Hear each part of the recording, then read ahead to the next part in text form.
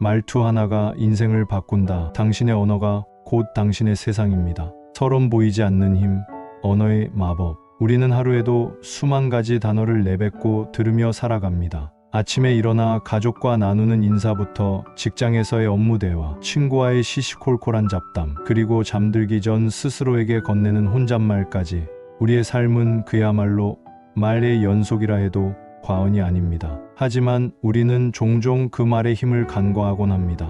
내가 무심코 던진 한마디가 누군가의 하루를 완벽하게 망칠 수도, 혹은 절망의 늪에서 구원하는 동아줄이 될 수도 있다는 사실을 잊어버립니다. 말은 파괴하고 치유하는 힘을 동시에 지니고 있다. 말이 진실하고 친절할 때 그것은 우리의 세상을 바꿀 수 있다. 석가모니, 철학자 루트비 비트겐슈타인은 내 언어의 한계는 내 세계의 한계를 의미한다고 말했습니다. 이는 우리가 사용하는 언어가 단순히 의사소통의 도구를 넘어 우리의 사고방식, 감정, 나아가 우리가 경험하는 세상 그 자체를 규정한다는 깊은 통찰입니다. 만약 당신이 세상을 불평과 불만, 비난의 언어로 바라본다면 당신의 세상은 온통 잿빛으로 가득할 것입니다. 반대로 감사와 칭찬, 긍정의 언어로 세상을 마주한다면 당신의 세상은 이전에는 보이지 않던 다채로운 색깔로 빛나기 시작할 것입니다. 이 글은 바로 그 언어의 마법에 대한 이야기입니다. 말투 하나, 단어 하나를 바꾸는 작은 노력이 어떻게 우리의 뇌를 변화시키고 인간관계를 풍요롭게 하며 궁극적으로 인생 전체를 행복과 성공으로 이끌어가는지에 대한 구체적인 여정을 함께 떠나보려 합니다. 이것은 뜬구름 잡는 이야기가 아닙니다. 뇌과학과 심리학이 증명하는 명백한 사실이며 수많은 성공한 이들의 삶이 보여주는 살아있는 지혜입니다. 당신의 인생이라는 교향곡의 지휘자는 바로 당신이며 당신의 입에서 나오는 말이 바로 그 지휘봉입니다. 이제 가장 아름다운 선율을 연주할 준비를 시작해 봅시다. 제1장 말, 뇌와 마음을 조각하는 보이지 않는 손. 우리는 흔히 마음과 몸을 별개의 것으로 생각하지만 최근 뇌과학의 발전은 이 둘이 얼마나 긴밀하게 연결되어 있는지를 명확히 보여줍니다. 그리고 그 연결의 가장 중요한 매개체 중 하나가 바로 언어입니다. 우리가 사용하는 말은 단순한 공기의 진동이 아니라 우리의 뇌 구조와 호르몬 분비, 감정 상태를 직접적으로 바꾸는 강력한 자극입니다. 긍정의 언어가 뇌를 춤추게 한다. 우리의 뇌에는 편도체라는 기관이 있습니다. 이곳은 공포, 불안과 같은 부정적인 감정을 처리하는 역할을 합니다. 우리가 망했어, 난 안 될 거야, 정말 짜증나와 같은 부정적인 말을 내뱉거나 들을 때 편도체는 즉각 활성화되어 스트레스 호르몬인 코르티솔을 분비시킵니다. 코르티솔은 단기적으로는 위기 상황에 대처하는데 도움을 주지만 만성적으로 분비될 경우 면역 체계를 약화시키고 혈압을 높이며 심지어 뇌세포를 파괴하기까지 합니다. 부정적인 말을 입에 달고 사는 것은 스스로에게 아주 작은 독약을 꾸준히 주입하는 것과 같습니다. 반대로 고마워, 할 수 있어, 정말 멋지다, 사랑해와 같은 긍정적인 말을 사용하면 어떤 일이 일어날까요? 뇌의 전두엽 피질이 활성화되고 행복 호르몬이라 불리는 도파민과 세로토닌이 분비됩니다. 이 호르몬들은 우리에게 안정감과 행복감, 의욕을 불어넣어 줍니다. 심박수가 안정되고 면역 체계가 강화되며 문제 해결 능력과 창의력까지 높아집니다. 인간의 마음은 자신이 생각하는 대로 만들어진다. 마르쿠스 아우렐리우스 명상록. 이것이 바로 신경과 소성의 원리입니다. 우리의 뇌는 석고처럼 굳어있는 것이 아니라 찰흙처럼 경험과 생각, 그리고 말에 의해 끊임없이 재구성됩니다. 긍정적인 말을 반복하는 것은 뇌 안에 행복으로 가는 고속도로를 닦는 것과 같습니다. 처음에는 어색하고 힘들지라도 꾸준히 긍정의 언어를 사용하다 보면 뇌의 신경회로가 물리적으로 변하여 나중에는 의식적인 노력 없이도 세상을 밝고 긍정적으로 바라보는 것이 자연스러워집니다. 이 말이 씨가 된다는 과학적 진실, 자기 실현적 예언. 말이 씨가 된다는 속담은 결코 미신이 아닙니다. 이는 사회심리학에서 자기 실현적 예언 또는 피그말리온 효과라고 불리는 현상으로 명확히 증명됩니다. 이는 어떤 기대나 예측이 그 자체로 원인이 되어 결국 실현되는 현상을 의미합니다. 그리고 그 기대와 예측을 만드는 가장 강력한 도구가 바로 말입니다. 스스로에게 나는 발표를 망칠 거야 라고 계속 되뇌는 사람은 실제로 발표 당일 긴장감에 사로잡혀 실수를 연발할 가능성이 높습니다. 그의 말은 불안감을 증폭시키고 자신감을 떨어뜨리며 결국 발표를 망친다는 예언을 스스로 실현하게 만듭니다. 반면 나는 충분히 준비했고 잘 해낼 수 있다고 말하는 사람은 자신감과 안정감을 바탕으로 자신의 실력을 온전히 발휘할 가능성이 훨씬 큽니다. 이는 타인에게도 동일하게 적용됩니다. 교사가 학생에게 너는 잠재력이 풍부한 아이야 라고 꾸준히 격려하면 그 학생은 기대에 부응하기 위해 더 노력하게 되고 실제로 성적이 오르는 경향을 보입니다. 반대로 넌 뭘 해도 안 돼라는 비난을 듣고 자란 아이는 무의식적으로 그 말에 자신을 가두고 잠재력을 펼치지 못하게 될 수 있습니다.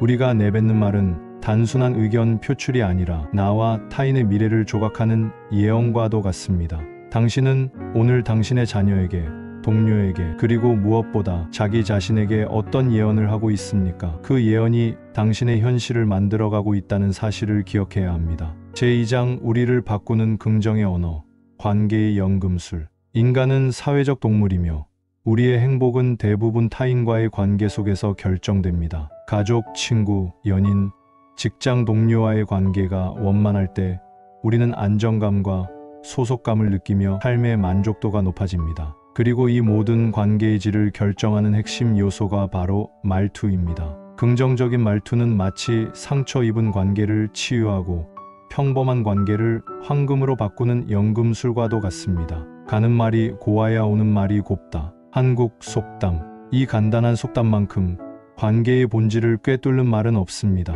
내가 먼저 따뜻하고 존중하는 말을 건네면 상대방도 거울처럼 나에게 따뜻하고 존중하는 말을 돌려줄 확률이 높아집니다.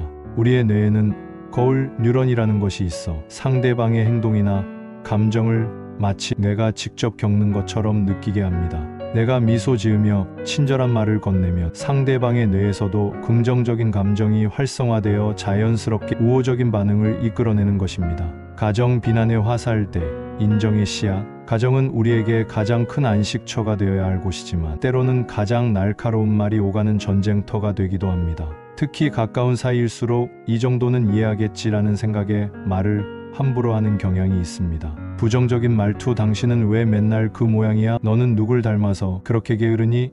내가 그렇게 하지 말랬지. 긍정적인 말투. 여보, 오늘 힘든 일 있었어요? 내가 뭐 도와줄 거 없을까? 아들아, 내 방이 조금 어지럽긴 하지만 그래도 어제 숙제 스스로 끝낸 건 정말 훌륭했어. 괜찮아. 누구나 실수할 수 있어. 다음에는 어떻게 하면 더 잘할 수 있을지 같이 생각해보자. 차이가 느껴지시나요? 부정적인 말투는 상대방을 문제로 규정하고 비난합니다. 이는 방어적인 태도와 반발심만 불러일으킬 뿐 근본적인 행동 변화를 이끌어내지 못합니다. 반면 긍정적인 말투는 상대방의 감정을 먼저 읽어주고 있는 그대로의 존재를 인정하며 문제 자체에 집중합니다. 이는 상대방에게 존중받고 있다는 느낌을 주며 스스로 문제를 해결하고 더 나은 방향으로 나아가려는 동기를 부여합니다. 가정에 인정과 격려의 씨앗을 뿌리십시오. 그 씨앗은 신뢰와 사랑이라는 풍성한 열매로 자라날 것입니다. 2점. 직장 불평의 바이러스 대해결 중심의 언어. 직장은 성과와 효율성을 중시하는 곳이기에 때로 대화가 건조하고 날카로워지기 쉽습니다. 특히 문제가 발생했을 때 많은 사람들이 책임 추궁과 불평에 에너지를 쏟습니다. 부정적인 말투. 이거 누가 이렇게 처리했어? 완전 엉망이잖아. 이 프로젝트는 가망이 없어. 해봤자 안 돼. 우리 부서는 왜 맨날 이 모양이지? 긍정적인 말투. 이 부분에서 약간의 실수가 있었네요. 원인이 뭔지 같이 파악해서 빨리 해결책을 찾아봅시다. 이 프로젝트가 어려운 건 사실이지만 우리가 힘을 합치면 분명히 돌파구를 찾을 수 있을 겁니다. 우선 우리가 할 수 있는 작은 것부터 시작해 볼까요? 최근 우리 부서에 어려운 점이 많은 것 같아요. 다 같이 개선할 점에 대해 이야기해보는 시간을 가졌으면 합니다. 부정적인 언어는 불평 바이러스처럼 조직 전체에 퍼져나가 사기와 의욕을 급격히 떨어뜨립니다. 반면 긍정적이고 해결 중심적인 언어는 팀원들에게 심리적 안정감을 주고 문제에 대한 주인의식을 갖게 합니다. 실패에 대한 두려움 없이 자유롭게 의견을 개진하고 협력하는 문화가 만들어질 때 그 조직의 창의성과 생산성은 극대화될 수밖에 없습니다. 리더의 긍정적인 말 한마디는 수백 페이지의 보고서보다 더 강력한 동기부여가 될 수 있습니다. 성공적인 사람과 그렇지 않은 사람의 차이는 힘이나 지식이 아니라 의지에 있다. 빈스 롬바르디. 그리고 그 의지를 깨우는 가장 강력한 스위치가 바로 격려와 인정의 말입니다. 제세장 가장 중요한 대화. 나를 일으키는 내면의 언어. 우리는 하루 중 누구와 가장 많은 대화를 나눌까요? 가족, 친구, 동료 아닙니다. 정답은 바로 자기 자신입니다. 우리는 깨어있는 시간 내내 머릿속으로 끊임없이 자신과 대화를 나눕니다. 이를 내면의 대화 또는 자기 대화입니다. 이 내면의 대화야말로 우리의 자존감, 자신감, 그리고 행복을 결정하는 가장 근본적인 요소입니다. 타인이 나에게 하는 말보다 내가 나에게 하는 말이 훨씬 더 강력한 힘을 지니기 때문입니다. 당신이 자신에게 하는 이야기가 당신을 만들거나 부순다. 지그 지글러. 많은 사람들이 무의식적으로 자신을 향해 가혹한 비난과 질책을 쏟아냅니다. 실수라도 하면 난 역시 바보야. 이것밖에 안 되는 인간이야 라며 자책하고 새로운 도전을 앞두고는 분명 실패할 거야. 내가 뭘 할 수 있겠어 라며 스스로의 발목을 잡습니다. 내 안에 나를 끊임없이 감시하고 비판하는 내면의 비판가를 키우고 있는 셈입니다. 이런 부정적인 자기 대화는 만성적인 스트레스와 우울감의 주된 원인이 되며 스스로의 잠재력을 땅속 깊이 묻어버리는 것과 같습니다. 내면의 비판가를 내면의 응원단장으로 인생을 즐겁고 행복하게 바꾸기 위한 첫걸음은 바로 이 내면의 대화를 의식적으로 바꾸는 것입니다. 내 안의 비판가를 해고하고 그 자리에 따뜻한 내면의 응원단장을 세워야 합니다. 실수했을 때 비판가 이 멍청아 또 실수했어. 넌 구제불능이야. 응원단장 괜찮아. 누구나 실수는 해. 이번 실수를 통해 중요한 걸 배웠네. 다음엔 더 잘할 수 있을 거야. 이 경험이 너를 더 성장시킬 거야. 도전 앞에서 두려울 때 비판가 내 실력으로 어림도 없어. 괜히 망신만 당할 거야. 포기해. 응원단장 두려운 게 당연해. 하지만 넌 충분히 강하고 지혜로워. 일단 부딪혀보자. 결과가 어떻든 이 도전 자체로 넌 이미 멋진 사람이야. 남과 비교하며 위축될 때 비판가 저 사람 좀 봐. 넌 왜 저 사람의 반도 못 따라가니? 한심하다. 응원단장 사람마다 각자의 시간과 속도가 있는 법이야. 남과 비교하는 대신 어제의 나보다 성장했는지에 집중하자. 너는 너만의 길을 가고 있는 소중한 존재야. 처음에는 어색하고 낯설게 느껴질 수 있습니다. 하지만 의식적으로 연습을 반복해야 합니다. 마치 가장 친한 친구를 위로하고 격려하듯 자기 자신에게도 똑같이 다정하고 따뜻한 말을 건네주는 연습을 하십시오. 이 작은 변화가 당신의 자존감을 단단하게 세우고 어떤 어려움 앞에서도 다시 일어설 수 있는 회복 탄력성을 길러줄 것입니다. 긍정 확언의 힘. 내면의 대화를 긍정적으로 바꾸는 가장 효과적인 방법 중 하나는 긍정 확언을 매일 실천하는 것입니다. 긍정 확언이란 자신이 원하는 긍정적인 상태를 이미 이룬 것처럼 현재 시제로 반복해서 말하거나 적는 행위를 말합니다. 예를 들어 아침의 거울을 보며 이렇게 말하는 것입니다. 나는 오늘도 활기차고 에너지가 넘친다. 나는 나의 능력을 믿으며 어떤 문제든 해결할 수 있다. 나는 사랑받을 자격이 충분한 소중한 존재이다. 나는 내 삶에 찾아오는 모든 좋은 것들에 감사한다. 이러한 긍정 확언은 단순한 자기 위안이 아닙니다. 이는 잠재의식에 직접적으로 긍정적인 메시지를 심는 과정입니다. 우리의 잠재의식은 현실과 상상을 잘 구분하지 못하기 때문에 반복적으로 주입된 긍정적인 믿음을 현실로 받아들이고 그에 맞는 생각과 행동, 태도를 이끌어냅니다. 전설적인 복서 무하마드 알리가 시합 전 항상 나는 위대하다고 외쳤던 것은 단순히 오만에서가 아니었습니다. 그는 긍정 확언을 통해 자신의 잠재의식을 승리에 대한 믿음으로 가득 채우고 결국 그 믿음을 현실로 만들어냈던 것입니다. 매일 아침 혹은 잠들기 전 5분만 투자하여 당신만의 긍정 확언을 소리내어 말해 보십시오. 당신의 잠재의식 속에 심긴 긍정의 씨앗이 어느새 거대한 나무로 자라나 당신의 삶 전체를 풍요롭게 만들어줄 것입니다. 제4장 오늘부터 시작하는 긍정 말투 연습. 지금까지 우리는 긍정적인 말이 뇌와 관계 그리고 자아상에 미치는 강력한 영향을 살펴보았습니다. 이제 이론을 넘어 일상생활 속에서 곧바로 실천할 수 있는 구체적인 긍정 말투 훈련법을 알아볼 차례입니다. 습관을 바꾸는 것은 처음에는 의식적인 노력이 필요하지만 꾸준히 반복하면 어느새 당신의 새로운 기본값이 될 것입니다. 생각을 조심하라. 말이 된다. 말을 조심하라. 행동이 된다. 행동을 조심하라. 습관이 된다. 습관을 조심하라. 성격이 된다. 성격을 조심하라. 운명이 된다. 노자서양에서 흔히 인용되는 버전. 이 말처럼 우리의 운명은 결국 말이라는 작은 씨앗에서부터 시작됩니다. 1. 감사로 문장 시작하기. 불평과 불만은 부정적인 에너지의 악순환을 만듭니다. 이 고리를 끊는 가장 효과적인 방법은 바로 감사입니다. 어떤 상황에서든 의식적으로 감사할 거리를 찾아 말로 표현하는 연습을 해보세요. Before 또 월요일이야. 출근하기 싫다. After 건강하게 아침을 맞이할 수 있어서 감사하다. 오늘도 내가 할 일이 있다는 사실에 감사하며 하루를 시작해야지. Before 이 보고서 쓰는 거 너무 힘들어. After 내 능력을 발휘할 기회가 주어져서 감사하다. 이 보고서를 통해 내가 얼마나 성장할 수 있을지 기대된다. 매일 밤 잠들기 전 감사 일기를 쓰는 것도 훌륭한 방법입니다. 오늘 하루 있었던 일 중에 감사했던 일 3에서 5가지를 구체적으로 적어보는 것입니다. 오늘 점심에 먹은 김치찌개가 맛있어서 감사했다. 동료가 커피를 사줘서 감사했다. 와 같은 사소한 것부터 시작해보세요. 이 연습은 우리의 뇌가 부정적인 것에 자동적으로 초점을 맞추는 부정성 편향을 극복하고 세상의 긍정적인 면을 발견하는 능력을 길러줍니다. 하지만 대신 그리고 사용하기. 하지만은 앞에 나온 긍정적인 내용을 모두 지워버리는 강력한 부정의 접속사입니다. 칭찬을 하다가도 뒤에 하지만이 붙으면 그 칭찬은 의미를 잃고 비판으로 변질됩니다. 김대리, 발표 자료 잘 만들었어.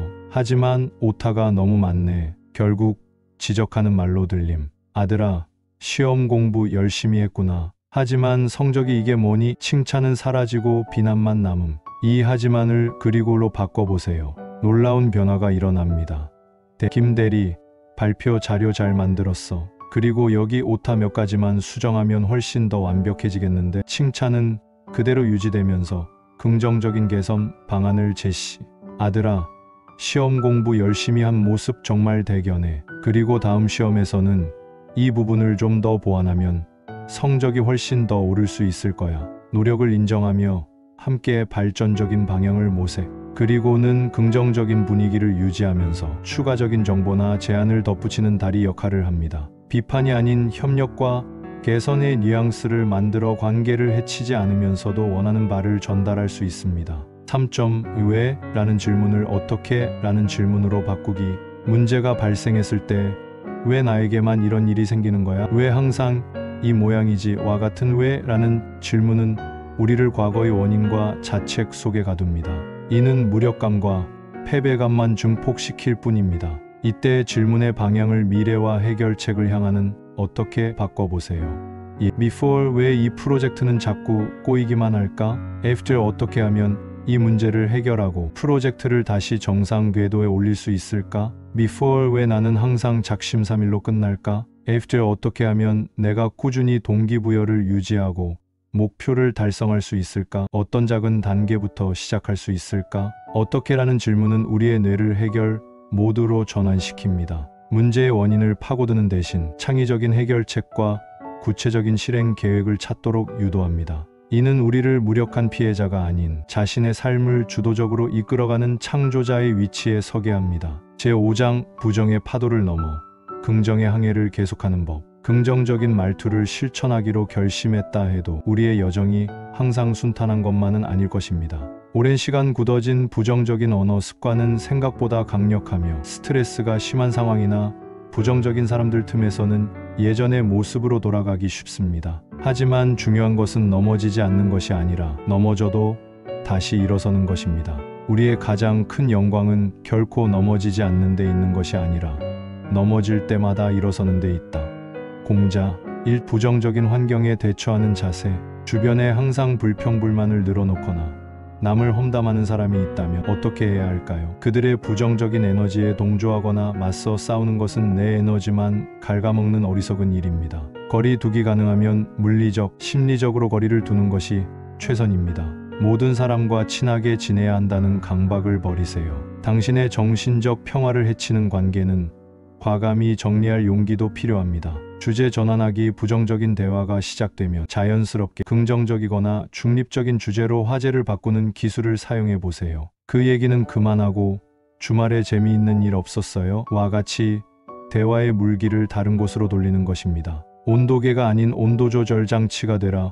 온도계는 주변 환경에 따라 자신의 상태가 변하지만 온도조절 장치는 주변 환경을 자신이 원하는 온도로 맞춥니다. 다른 사람의 부정적인 말에 휩쓸려 감정이 요동치는 대신 당신의 차분하고 긍정적인 태도로 그 분위기를 중화시키겠다는 마음을 가지세요.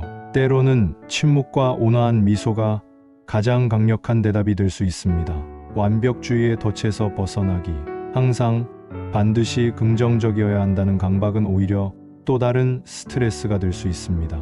때로는 화가 나고 슬프고 짜증이 나는 것은 지극히 자연스러운 인간의 감정입니다. 이런 감정들을 억지로 억누르려고 하면 내면의 압력만 높아질 뿐입니다. 중요한 것은 감정을 느끼되 그 감정에 오래 머물지 않는 것입니다. 아, 내가 지금 화가 났구나. 지금 불안한 감정이 드네라고 자신의 감정을 있는 그대로 인정하고 이름을 붙여주세요. 그리고 그 감정이 나 자신과 동일한 것이 아님을 인지하는 것입니다. 감정은 잠시 머물다 지나가는 구름과 같습니다. 그 감정을 판단 없이 바라봐주고 건강한 방식으로 해소 운동, 명상, 친구와의 대화 등 한 뒤 다시 긍정의 항로로 돌아오면 됩니다. 완벽함이 아닌 꾸준함이 변화의 열쇠입니다. 결론, 당신의 언어가 당신의 세상입니다. 우리의 삶은 우리가 어떤 이야기를 들려주느냐에 따라 희극이 될 수도 비극이 될 수도 있습니다. 그리고 그 이야기의 첫 번째 작가이자 가장 중요한 독자는 바로 우리 자신입니다. 우리가 내뱉는 긍정적인 말 한마디는 뇌의 신경 회로를 바꾸고 행복 호르몬을 샘솟게 하는 가장 간단한 처방전입니다. 따뜻한 칭찬과 격려는 얼어붙은 인간관계를 녹이고 신뢰의 다리를 놓는 가장 강력한 도구입니다. 그리고 무엇보다 나 자신에게 건네는 다정한 위로와 응원은 세상의 어떤 비난 속에서도 나를 지켜주는 가장 튼튼한 갑옷이 되어줄 것입니다. 단어는 물론 인류가 사용해온 가장 강력한 약물이다. 러디어드 키플링. 인생을 바꾸는 것은 거창한 계획이나 일확천금이 아닙니다. 바로 지금 당신의 입에서 나오는 말, 당신의 머릿속을 맴도는 그 생각에서부터 모든 변화는 시작됩니다. 불평하고 싶을 때 감사할 이유를 한 가지 더 찾아보고, 비난하고 싶을 때 칭찬할 점을 먼저 발견하며, 포기하고 싶을 때 한 번 더를 외쳐주는 작은 연습을 시작해 보십시오. 당신의 말투가 바뀌면 당신의 태도가 바뀌고, 당신의 태도가 바뀌면 당신의 행동이 바뀝니다. 그리고 그 행동들이 모여 당신의 습관과 운명을 만듭니다. 오늘부터 당신의 입을 통해 나오는 모든 말이 당신의 인생을 더 밝고 더 즐겁고 더 풍요로운 방향으로 이끄는 축복의 주문이 되기를 바랍니다. 당신의 언어가 곧 당신의 세상이기 때문입니다. 지금 바로 그 아름다운 세상을 창조하는 위대한 여정을 시작하십시오. 어스름이 조용히 내려앉는 저녁입니다. 창호지 너머로 들려오는 풀벌레 소리가 마음을 차분하게 가라앉히는 이런 밤이면 문득 오래전 일이 떠오르곤 합니다. 한 젊은이가 저를 찾아와 무거운 마음을 털어놓았던 바로 오늘 같은 밤이었습니다. 가까운 법과 나누었던 사소한 이야기가 오해를 낳고, 그 오해가 또 다른 말을 만들어내면서 끝내는 서로에게 깊은 생채기를 남기고 말았다는 이야기였지요. 그분의 떨리는 목소리 속에서 얼마나 마음고생이 심했을지, 그 아픔의 깊이가 고스란히 느껴져 제 마음도 덩달아 무거워졌습니다. 한참 동안 그분의 이야기를 들어드리고 나서 저는 밤하늘의 가장 빛나는 별을 가리키며 조용히 입을 열었습니다. 보십시오. 저 별빛이 수만 년을 달려 우리 눈에 닿는 것처럼 우리가 내뱉는 말도 한번 떠나면 다시는 거두어 드릴 수 없습니다. 그 말이 향하는 곳이 어디인지, 그 말이 다 어떤 꽃을 피울지 혹은 어떤 가시를 돋게 할지는 아무도 온전히 알 수 없지요. 그래서 우리는 언제나 말의 무게를 마음속 저울에 달아보고 또 달아보아야 합니다. 말이라는 것은 보이지도 잡히지도 않지만 그 힘은 산을 움직이고 바다를 가를 수도 있을 만큼 크기 때문입니다. 오늘 저는 여러분께 바로 그날 그분께 들려드렸던 이야기를 함께 나누고 싶습니다. 아주 오래전 저희 할머니의 할머니로부터 전해져 내려온 이야기이기도 하고, 어쩌면 오늘 바로 우리 곁에서 벌어지고 있는 이야기이기도 합니다. 이 이야기를 통해 말이라는 것이 얼마나 대단하고 또 얼마나 무서운 힘을 가졌는지 조금이나마 헤아려 보는 시간이 되기를 바랍니다. 첫 번째로 여러분의 마음에 새겨두셨으면 하는 말이 있습니다. 말로 낸 생채기는 칼로 벤 상처보다 깊고 그 흉은 평생 마음에 남는다. 이 말을 가슴 깊이 품고 이제 저희 이야기에 귀를 기울여 주시기 바랍니다. 첫 번째 이야기 민들레 홀씨처럼 흩날린 말들. 볕이 좋고 바람이 잔잔하여 사람들의 마음마저 살랑이게 하던 어느 봄날이었습니다. 제가 어릴 적 살던 마을은 집들이 서로 어깨를 맞대고 있어 숟가락 개수까지 안다고 할 만큼 정겨운 곳이었습니다. 마을 어귀에는 수백 년 된 커다란 느티나무가 있어 동네 사람들은 힘든 일이 있을 때나 좋은 일이 있을 때나 그 나무 아래 모여 시름을 나누고 기쁨을 더하곤 했습니다. 공동 우물가에서는 아낙네들이 빨래를 두드리며 집안의 대소사를 나누었고 저녁이면 골목길은 아이들의 웃음소리로 가득 차는 그런 살가운 마을이었지요. 그 마을에는 꽃님이라는 아이가 살았습니다. 이름처럼 얼굴도 예쁘고 마음씨도 고와서 마을 사람들 모두가 아끼고 사랑하는 아이였습니다. 꽃님이는 그림 그리기를 무척 좋아했는데 특히 들에 핀 온갖 꽃들을 화폭에 담는 솜씨가 남달랐습니다. 그 아이의 붓끝에서 피어나는 꽃들은 금방이라도 향기를 뿜어낼 것처럼 생생했습니다. 그러던 어느 날 마을에 새로 이사 온 수련이네가 있었습니다. 수련이는 도시에서 살다 와서 그런지 왠지 모르게 새침하고 말이 없는 아이였습니다. 아이들은 그런 수련이를 멀리했고 수련이는 언제나 혼자였습니다. 꽃님이는 그런 수련이가 안쓰러워 먼저 다가가 말을 걸고 자기가 아끼는 그림 도구를 나눠주며 마음을 열기 위해 애썼습니다. 하지만 수련이는 좀처럼 마음을 열지 않았지요. 그저 고개를 끄덕이거나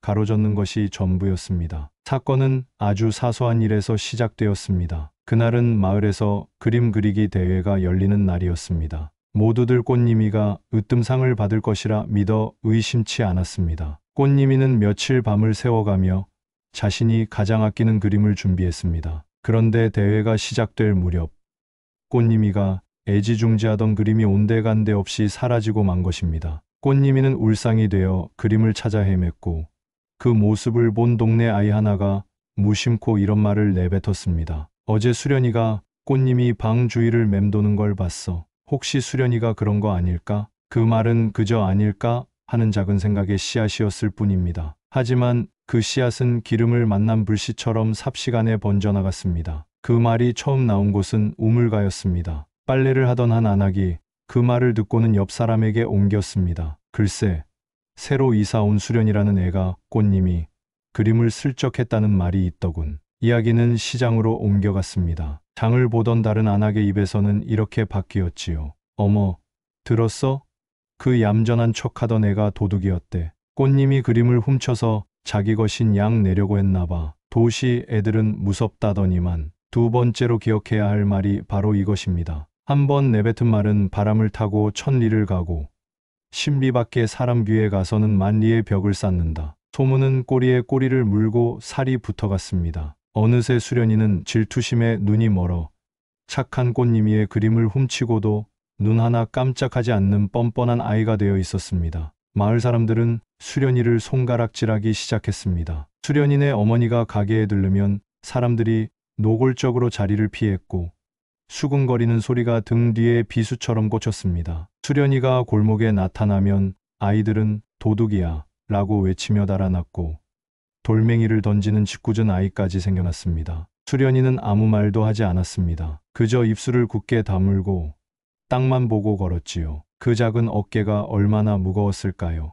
온 마을이 자신을 향해 던지는 차가운 시선과 날선 말들을 어떻게 견뎌냈을까요? 하루는 수련이네 집 때문에 누군가 도둑네 집이라고 낙서를 해놓기도 했습니다. 수련이의 아버지가 밤새 그걸 지우고 또 지우는 모습을 본 사람도 있었지만 누구 하나 나서서 말리는 이가 없었습니다. 모두가 그럴 만하다고 생각했기 때문이지요. 며칠이 지나 꽃님이의 그림은 아주 엉뚱한 곳에서 발견되었습니다. 꽃님이네 강아지가 그림을 물고 가서 자기 집 뒤뜰에 숨겨두었던 것입니다. 그림은 조금 찢어지고 흙이 묻었지만 그게 다였습니다. 진실이 밝혀지자 마을 사람들은 멋쩍어하며 입을 닫았습니다. 어머, 저런, 내가 뭘 했어?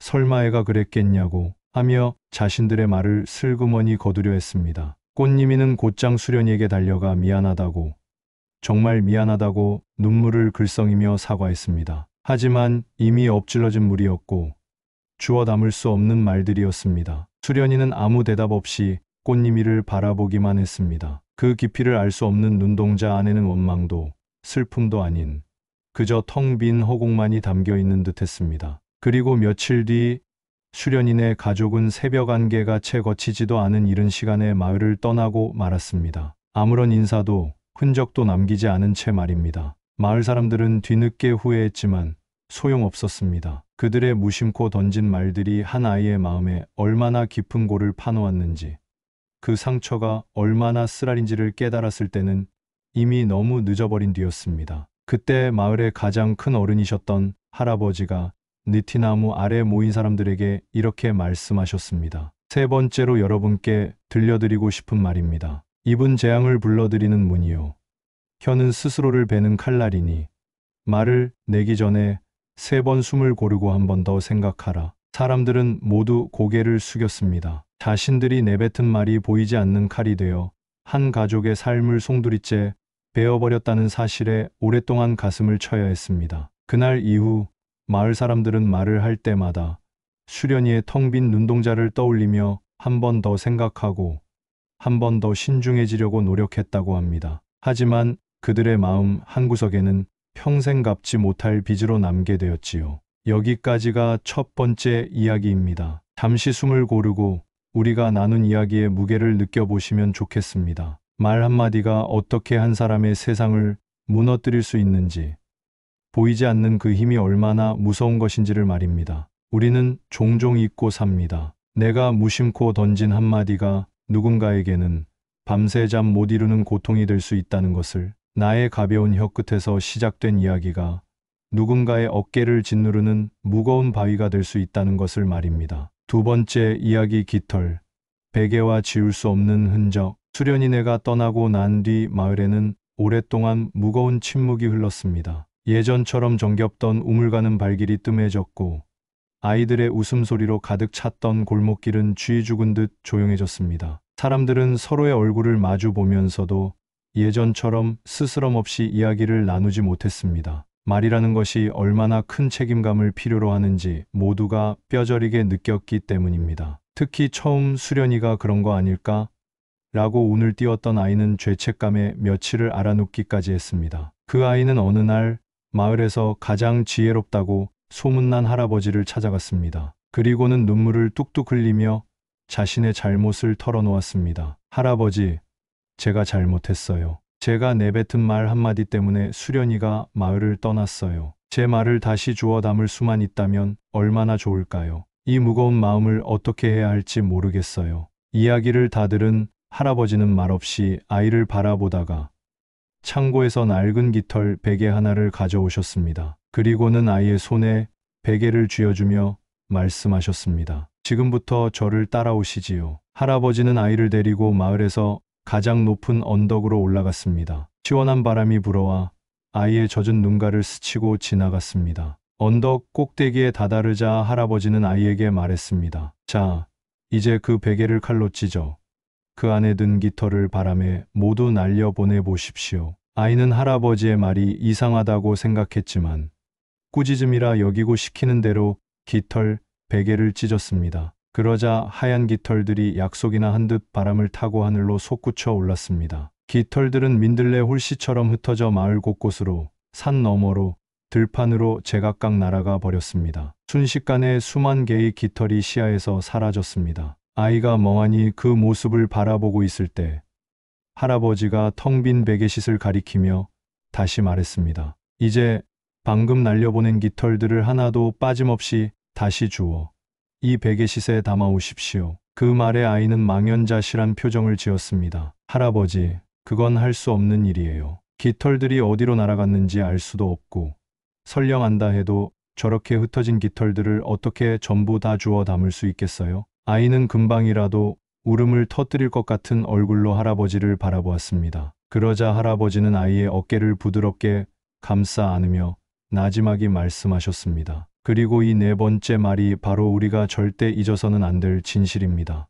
내 입에서 나간 말이 바로 저 깃털과 같으니라. 한 번 뱉은 말은 온 세상으로 흩어져 다시는 주워 담을 수 없음을, 그리고 그 흔적은 반드시 어딘가에 남는다는 것을 잊지 말거라. 할아버지의 말에 아이는 그 자리에 주저앉아 한참을 울었습니다. 자신이 내뱉은 말이 바로 저렇게 흩어져 버린 깃털과 같다는 것을, 그리고 그 말들이 수련이의 마음 곳곳에 박혀 지울 수 없는 생채기를 남겼다는 것을 비로소 온몸으로 깨닫게 된 것입니다. 사과를 한다고 해서, 진실이 밝혀졌다고 해서 이미 흩어져 버린 말들을 없었던 일로 할 수는 없는 것이었습니다. 사람의 기억이란 참으로 묘한 것이어서 좋은 기억은 쉽게 빛이 발해도 아픈 기억은 오래도록 마음에 남아 그 사람을 괴롭히곤 합니다. 칼에 베인 상처는 시간이 지나면 새살이 돋아 아물지만 말로 인해 생긴 마음의 상처는 겉으로는 아문 것처럼 보여도 굳은 날이면 다시 욱신거리고 쓰라려 오는 법이지요. 수련이가 떠난 빈집을 볼 때마다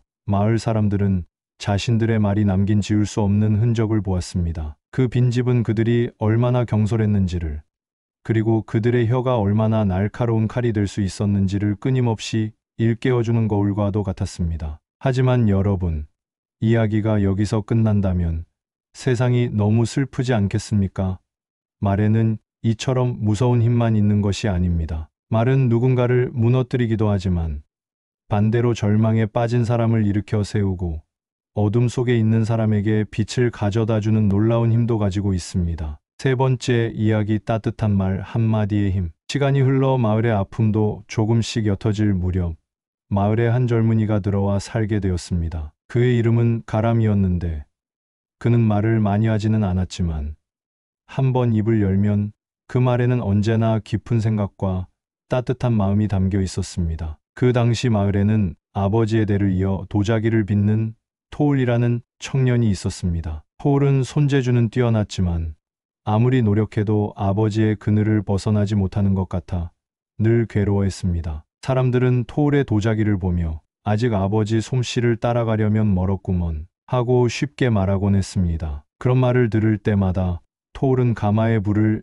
지필 용기마저 잃어가고 있었습니다. 몇 번이고 도자기를 부수고 흙을 던져버리며 주저앉기를 반복했지요. 그러던 어느 날 모두가 잠든 깊은 밤에 홀로 가마 앞에서 한숨을 쉬고 있는 토울에게 가람이 조용히 다가왔습니다. 가람은 토울이 실패한 도자기 조각들을 한참 동안 말없이 바라보았습니다. 토울은 또 비웃으러 하는 마음에 고개를 푹 숙이고 있었습니다. 그때 가람이 깨진 도자기 조각 하나를 조심스럽게 집어들고는 말했습니다. 자네의 도자기에서는 흙의 숨소리가 들리는 듯하네. 아버님을 닮으려 애쓰지 않아도 이미 자네만의 살아있는 그릇을 빚고 있구먼. 이 깨진 조각들마저도 흙이 기뻐하며 내는 소리를 품고 있으니 말이야. 가람의 말은 꾸밈도 과장도 없었습니다. 그저 그가 느낀 바를 진솔하게 전했을 뿐이지요. 하지만 그 말은 토울의 마음에 그 어떤 칭찬보다 깊은 울림을 주었습니다. 단 한 번도 누군가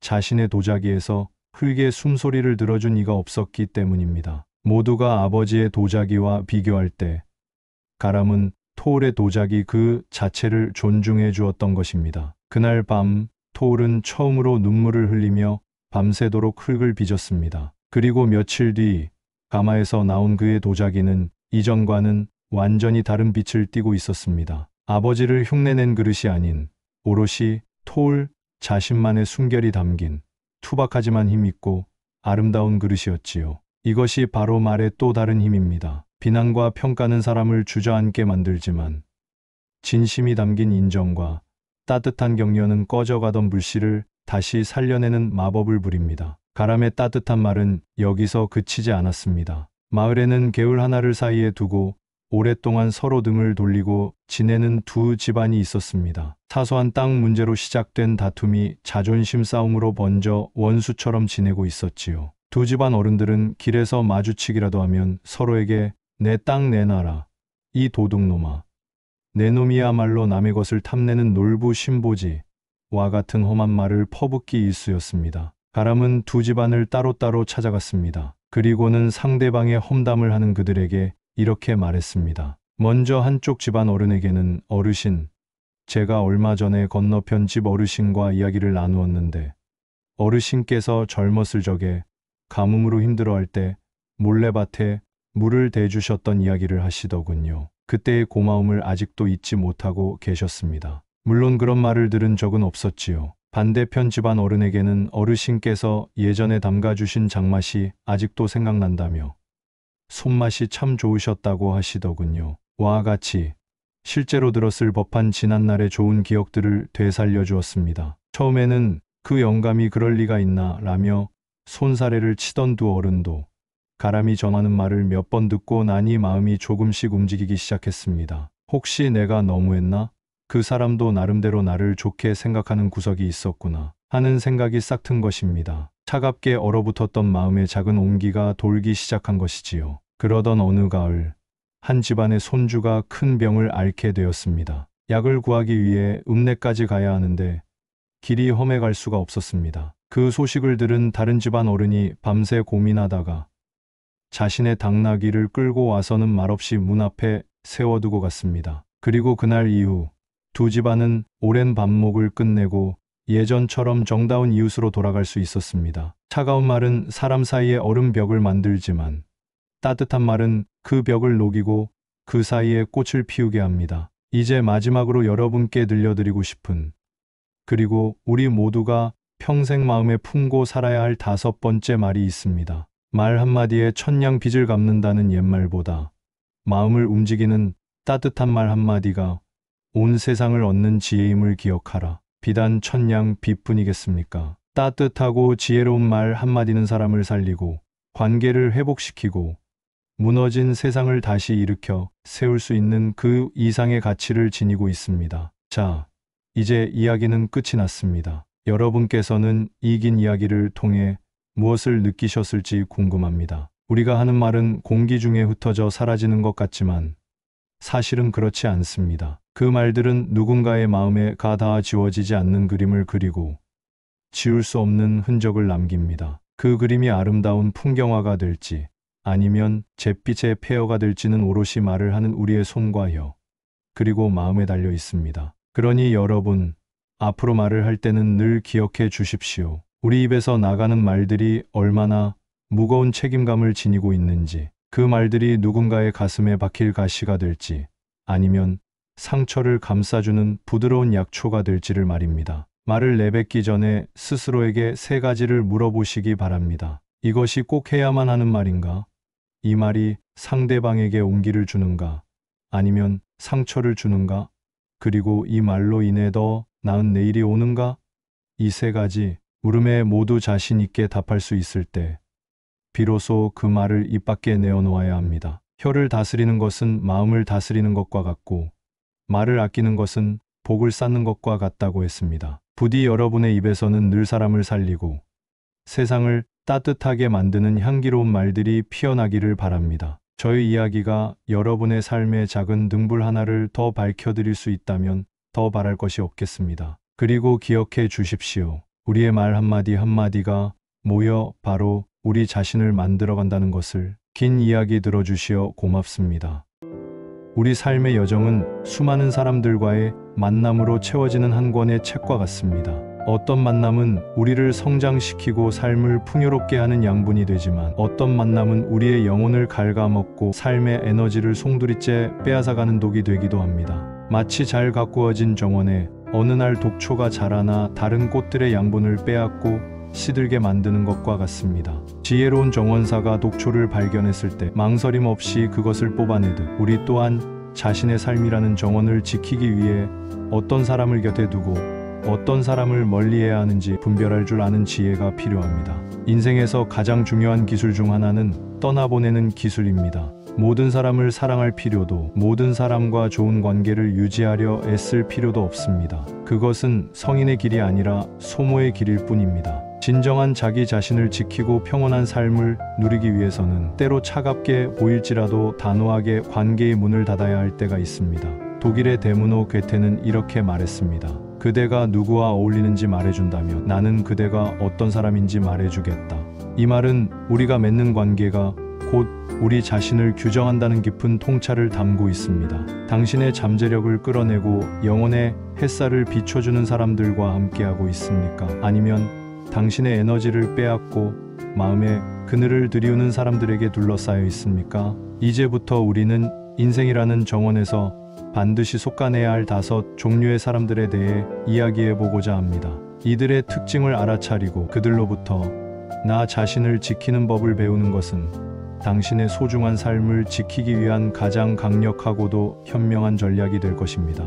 이것은 누군가를 미워하거나 단죄하려는 목적이 아닙니다. 오직 당신의 평온과 성장을 지키기 위한 스스로에 대한 가장 깊은 존중의 표현일 뿐입니다. 첫 번째, 신뢰라는 그릇에 금이 간 사람. 인간관계의 가장 단단한 기반은 신뢰입니다. 신뢰는 하룻밤에 쌓이는 모래성이 아니라 오랜 시간 동안 수많은 벽돌을 정성껏 쌓아 올린 견고한 성벽과 같습니다. 그러나 어떤 사람들은 이 신뢰의 성벽을 너무나도 쉽게 무너뜨립니다. 우리는 그들을 금이 간 그릇이라 부를 수 있습니다. 금이 간 그릇은 겉보기에는 멀쩡하고 아름다울 수 있습니다. 그들은 매력적인 말솜씨와 다정한 태도로 당신의 마음을 열게 만듭니다. 당신은 기꺼이 그 그릇에 당신의 비밀, 당신의 약점, 당신의 진심이라는 귀한 물을 채워 넣습니다. 하지만 얼마 지나지 않아 당신은 깨닫게 됩니다. 당신이 부어 넣은 모든 것이 보이지 않는 틈새로 조금씩 새어나가고 있었다는 사실을 말입니다. 당신의 비밀은 가십거리가 되어 떠돌고 당신의 진심은 왜곡되어 비수가 되어 돌아옵니다. 그들은 약속을 깃털처럼 가볍게 여깁니다. 오늘 한 말을 내일은 아무렇지 않게 뒤집고 지키지 못할 약속을 남발하며 순간의 위기를 모면합니다. 그들의 말과 행동은 결코 일치하지 않으며 그 불일치 속에서 당신의 마음은 끊임없이 불안과 의심의 안개 속을 헤매게 됩니다. 그들과의 관계는 단단한 땅이 아닌 언제 꺼질지 모르는 늪 위를 걷는 것과 같습니다.